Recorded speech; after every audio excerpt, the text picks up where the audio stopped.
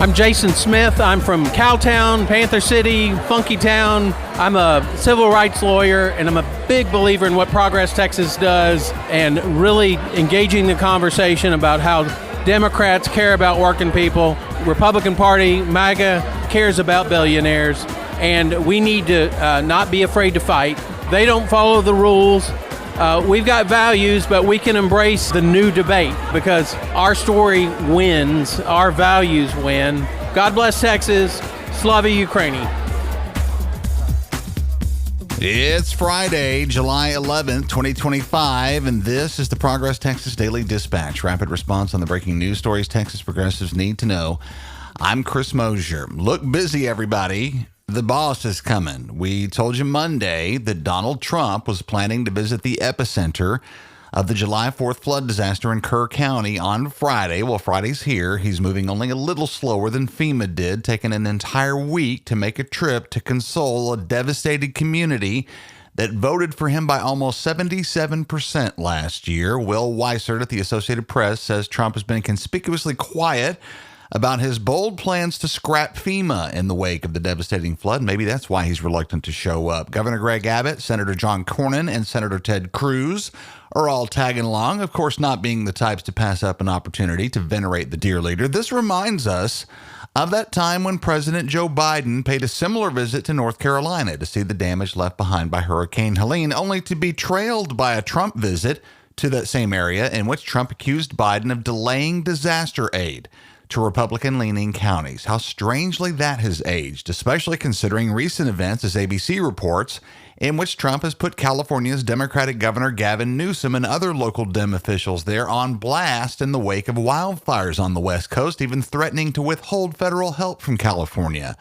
They may be quiet about it for the moment, but rest assured, FEMA, as we've known it in past decades, is on the chopping block. And in future disasters, the states will be largely on their own. And while Republicans are in control, that goes double for blue states.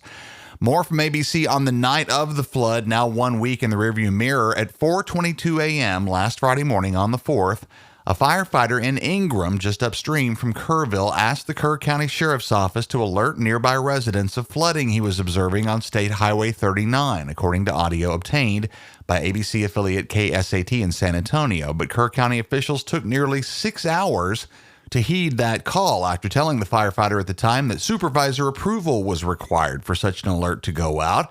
The first alert didn't come through Kerr County's Code Red system until 90 minutes later. Some messages didn't arrive until after 10 a.m.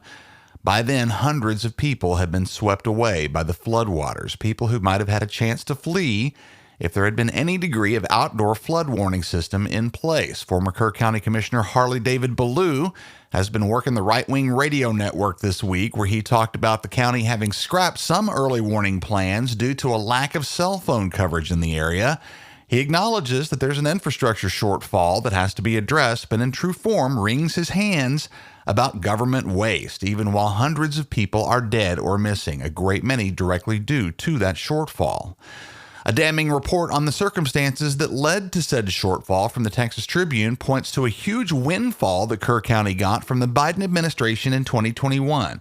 You may have heard about this, $10.2 million from the American Rescue Plan Act, or ARPA, but officials at the time chose not to use it for the flood warning systems that had been discussed constantly for years, but always put off due to a lack of funding. Political opposition was strong too. 42% of surveyed Kerr County residents said they wanted to reject those funds entirely, simply out of distrust of the federal government under Joe Biden. But contrary to what you might have heard, they did not in fact reject those funds. Indeed, they spent $7 million on a new public safety radio system, over $1 million on Sheriff's Department pay and raises, $600,000 on new county positions, and they also built a walking path. No word on whether that walking path is anywhere near the Guadalupe River, or if so, if it's still there.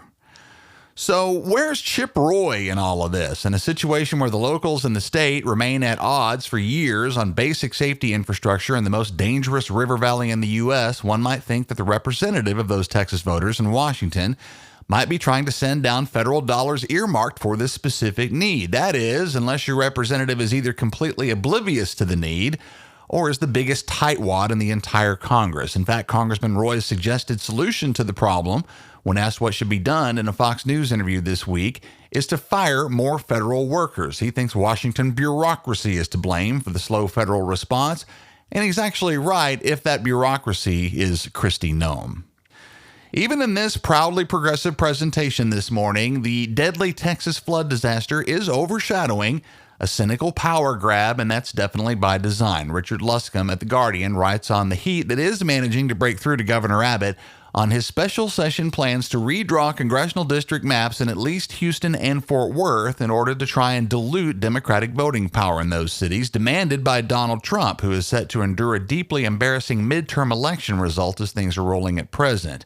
John Bizignano, president of the National Democratic Redistricting Committee, says, quote, Texas's congressional map already silences the voices of thousands of Texans. That's why Texas voters have spent the last 3 years in court challenging it for violating the Voting Rights Act of 1965. Now, Texas Republicans want to enact an even more egregious gerrymander because they're afraid of voters who are furious with their unpopular MAGA agenda and horrific budget bill, unquote. Tyler Hicks, also at The Guardian, recalls the huge public outcry in Fort Worth just recently as the Tarrant County Commissioner's Court was inundated by opposition as they initiated a redistricting process designed to benefit Republicans at the expense of non-white voters that both liberals and conservatives had widely criticized. Greg Abbott is hoping the flood will provide cover against similar pushback across the state as he attempts to largely do the same thing at a greater scale. The academic view here from Dr. Bob Stein at Rice University, he says, quote, Republicans are afraid they're going to lose upwards of 3 to 4 seats in Louisiana, California, and New York, and probably New Jersey. In fact, some of the privileged stuff I get to see says it could be a complete sweep. So what they want to do is get going now, unquote. Texas Republicans and Donald Trump see big losses coming and are looking to stack the deck in advance. Look out, ladies. That dashing Ken Paxton is fixing to hit the market. Not that he wasn't already available. After 38 years of marriage, during which she served as a getaway driver while fleeing the serving of subpoenas and sat in public shame at the Texas Capitol as her husband was impeached over corruption accusations centered around his extramarital adventures, Texas State Senator Angela Paxton has filed for divorce from Attorney General and U.S. Senate hopeful Ken Paxton. Eleanor Klibanoff at the Texas Tribune quotes the senator from Twitter, I believe marriage is a sacred covenant, and I have earnestly pursued reconciliation. But in light of recent discoveries, I do not believe that it honors God or is loving to myself, my children, or kin to remain in the marriage, unquote. The divorce filing cites adultery as the grounds for divorce. The Paxtons have been living separately since about this time last year. Our mission at Progress Texas is to counter the conservative disinformation machine, which is funded by oil and tech billionaires and religious right-wing activist groups, all while fact-based independent media outlets face threats to their funding. While access to those outlets is frequently free, as it is here at Progress Texas, it does take listener support to keep fact-based independent media going. If you've come to appreciate what we do, now more than ever, we could use your support as a monthly contributor, and no amount is too small. Go to progresstexas.org/donate. Thanks to Francesca Beaumont, Pam Bingham, and Roy Bishop, all three of whom are on the team. We appreciate all of y'all. While you're at the website this weekend, make sure and grab the merch to match your progressive values at our web store. You'll find Y'all Means All, Revolution, and our most popular Humans Against Ted Cruz t-shirts, all union printed right here in Texas, all at progresstexas.org. That's the Progress Texas Daily Dispatch for this Friday, July 11, 2025. Links to all these original stories can be found in our show notes. Progress Texas is a nonprofit rapid response media organization promoting progressive messages and actions.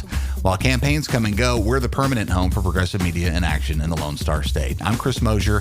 Thanks for listening. Have a great weekend, and we'll see you again on Monday.